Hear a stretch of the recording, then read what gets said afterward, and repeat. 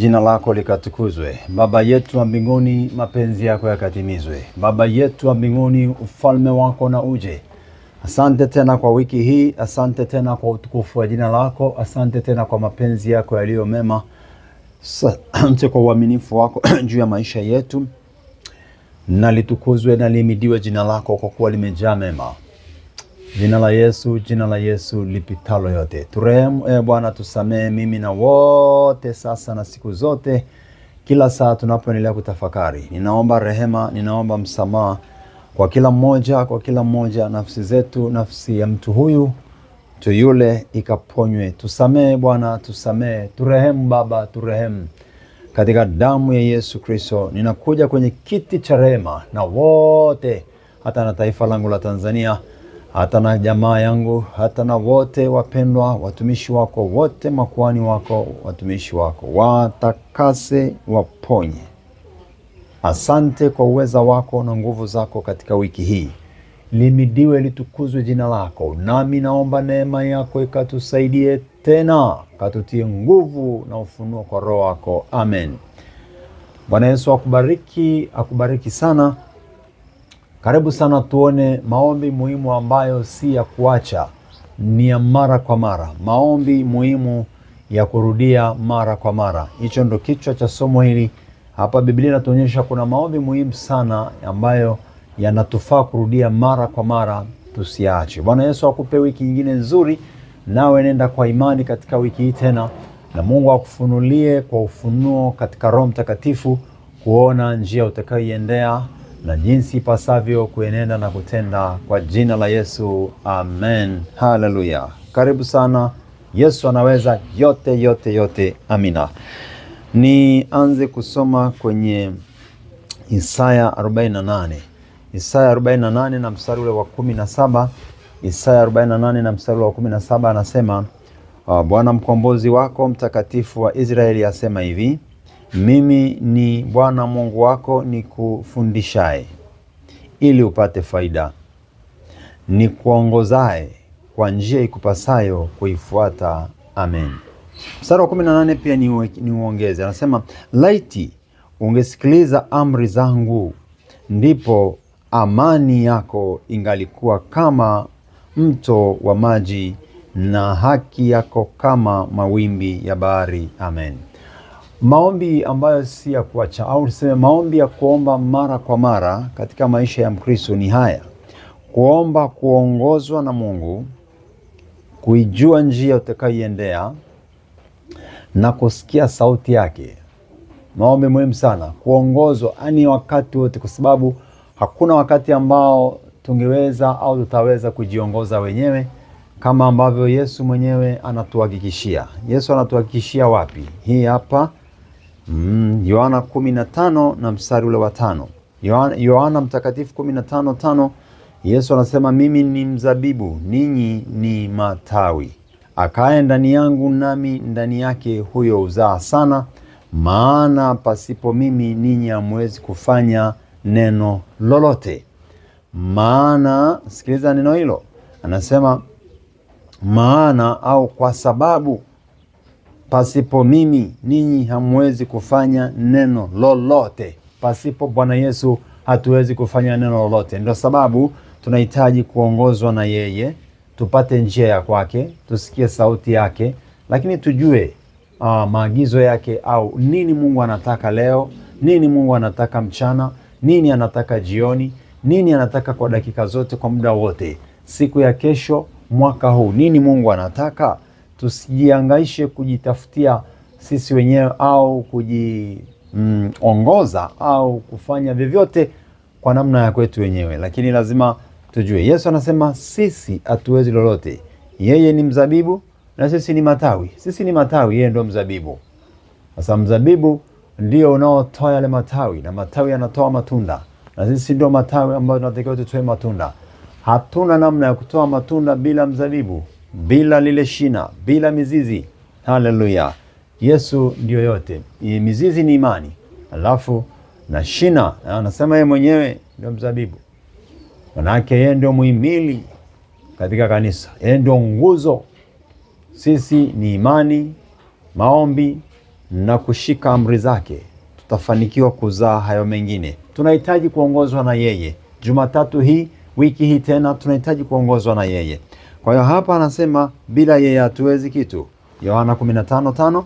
Alafu katika Isaya amesema yeye ni mkombozi tena mtakatifu. Naye anatuambia mimi ni Bwana Mungu wako ambaye ninakufundisha, na anatufundisha ili tupate faida. Njia tunazoziendea zote bila yeye tutapata hasara. Bila kufundishwa na yeye tujue jinsi ya kufanya, jinsi ya kuenenda, jinsi ya kusema, jinsi ya kufanya hata biashara au ofisini kwako kwenye hiyo kazi, pasipo uongozi wa Roho Mtakatifu. Pasipo uongozi wa Roho Mtakatifu ni hasara na kuambia. Pasipo uongozi wa Roho Mtakatifu ni magomvi na kuambia. Pasipo uongozi wa Roho Mtakatifu huzuni na taabu na masumbufu yataingia hapo kabisa. Lakini Roho Mtakatifu akitawala, yote yatakuwa sawa sawa. Haleluya. Ahimidiwe Bwana. Kwa hiyo anasema yeye ni Bwana, anatufundisha tena tupate faida, lakini anatuongoza kwenye njia inayotupasa, kwa sababu sio kila njia inaweza ikatufaa. Kuna njia nyingine hazitufai au hazitupasi sisi kupita. Kwa hiyo yeye ndiye Roho Mtakatifu. Jina la Yesu linaweza kututia nguvu, na kwa uweza wa Roho wake huyo tukajua njia ambayo tutaiendea, njia ambayo inatupasa kuiendea. Bwana Yesu asifiwe. Haleluya. Tunahitaji njia katika mambo yote. Isaya 26 na mstari ule wa 13 anasema, Bwana Mungu wetu, mabwana wengi zaidi ya wewe wametumiliki, lakini kwa msaada wako peke yako, kwa msaada wako peke yako tutalitaja jina lako. Naona hii ni Isaya 26:13, kwamba kwa msaada wa Mungu tu tutamiliki. Anasema mabwana wengi wametumiliki, wametuongoza, wametutawala. Mabwana wengi, manake wafalme, viongozi mbalimbali wametawala katika kati ya mwanadamu, katika jamii ya wanadamu. Anasema wako viongozi wengi. Bwana Mungu wetu, mabwana wengi zaidi ya wewe wametumiliki. Pamoja na hayo, lakini ni msaada wako peke yako ndio unaweza kutusaidia sisi tukaishi. Wao wamekufa, hawataishi. Wamekwisha kufariki, hawatafufuka. Kwa sababu hiyo umewajilia na kuwaangamiza na kupoteza ukumbusho wao, mpaka ukumbusho wao umepotea. Mwanadamu anaweza akapotea na ukumbusho wote ukapotezwa. Alikuwa anafanya mambo ya nguvu, lakini kama alikuwa aongozwi na Bwana, kumbukumbu linapotea. Mungu anamfutilia mbali. Na wakati mwingine hata kama alikuwa ni mwema kabisa, lakini anapokufa sasa, kumbukumbu hapo. Nani anakuongoza? Huwezi kuongozwa na mfu aliyeko kaburini. Utaongozwa na Roho, na awe ni Roho Mtakatifu. Roho Mtakatifu, yeye ndiye anaweza kutuongoza. Anasema mabwana wengi walishatumiliki, walishatuongoza, lakini sasa hatuna kingine ila kwa msaada wa Bwana ndio tunaweza tukamiliki, tukatawala, tukaishi, tukaenenda, tukafanikiwa. Ni kwa msaada wa Bwana Mungu wetu peke yake. Ni kwa msaada wa Mungu peke yake ndipo tunaweza tukafanikiwa sana. Ahimidiwe Mungu. Tunahitaji kuongozwa na yeye wakati wote. Lakini pia tuone mahali pengine tena, alafu tuingie kuomba. Katika Zaburi ile ya 32 na mstari ule wa 8, anasema, Zaburi ya 32:8, nitakufundisha na kukuonyesha njia utakayoiendea, nitakushauri jicho langu likikutazama. Amen.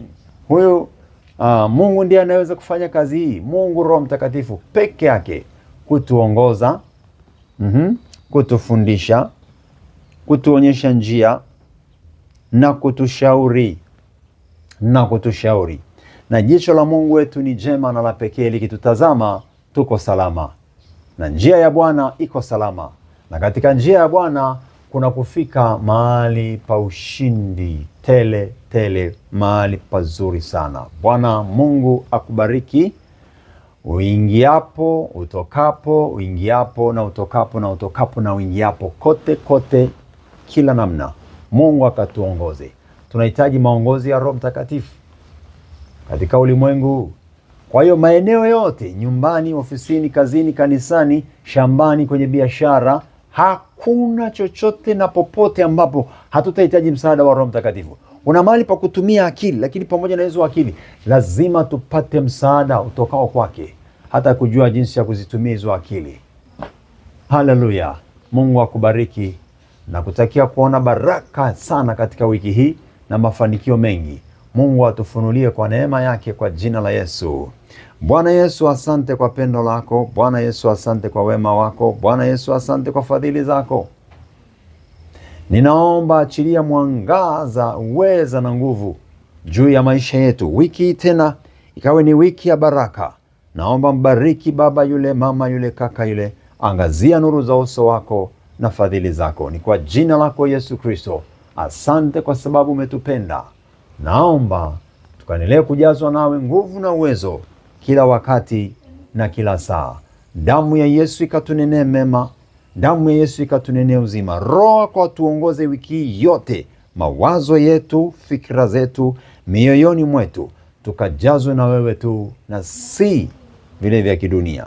Ninaomba damu yako Yesu ikatakase mioyo yetu, ikatuponye, ikatutie na nguvu kwa Roho wako mwema. Katika jina la Yesu, tupeleke kwa njia yako, tufundishe wewe, tuonyeshe njia, tutiwe na nguvu kwa Roho wako. Katika jina la Yesu Kristo. Amina, amina. Mungu akubariki sana katika wiki tena. Ukatembee kwenye mapenzi yake tu, kwenye uweza wa nguvu zake tu. Omba maombi hayo, akufundishe, akuongoze, akusemeshe, ujue mapenzi yake. Lakini uione njia ya Bwana. Haleluya. Barikiwa sana wakati wote. Hapo tutakuwa na ushindi mkubwa. Maombi ya namna hii tukiyarudia mara kwa mara ni muhimu sana katika maisha yetu. Barikiwa sana katika jina la Yesu Kristo. Endelea kutembea kwenye mapenzi ya Mungu katika uweza wa nguvu zake. Mshike Bwana na neno lake. Neno lake ni uzima. Neno lake ni hakika. Kila wakati na kila saa litumaini neno lake. Lishike neno la uzima kila wakati. Neema ya Yesu iwe pamoja nawe majira yote na nyakati zote, sasa na milele. Amina.